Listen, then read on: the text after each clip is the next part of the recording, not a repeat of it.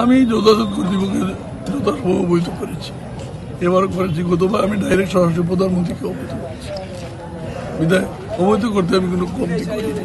এখন যথাযথ কর্তৃপক্ষের নিয়ম নীতিবাসন মেনে চলা তাদের ব্যাপার।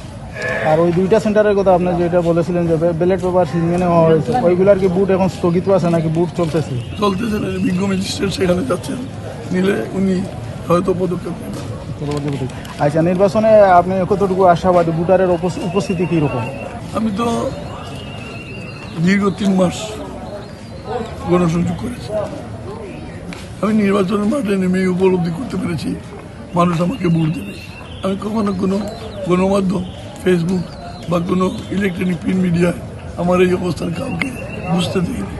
আমি দীর্ঘদিন থেকে রাজনীতি করছি, আমার অভিজ্ঞতা থেকে মনে হয়েছে আমি একসময় মাঠে ফিরে আসবো, এবং ঠিকই আল্লাহর মধ্যে আমি ফিরে আসছি। এখন আপনারা বুঝতে পারতেছেন আমার অবস্থা।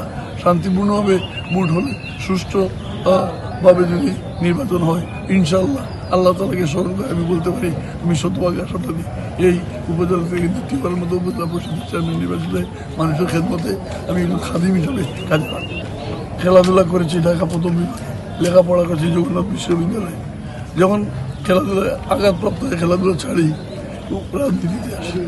আমি ছাত্র অবস্থায় যুবলীগের সেক্রেটারি, থানা যুবলীগের সেক্রেটারি ছিলাম, থানা যুবলীগের সভাপতি ছিলাম, উপজেলা পরিষদের চেয়ারম্যান ছিলাম, আওয়ামী লীগের সেক্রেটারি। এই দীর্ঘ 30-35 বছর পথ পরিক্রমায় এদের সাথেই তো আমার সম্পর্ক, ওরাই তো আমাদের সংগঠনের নেতাকর্মী।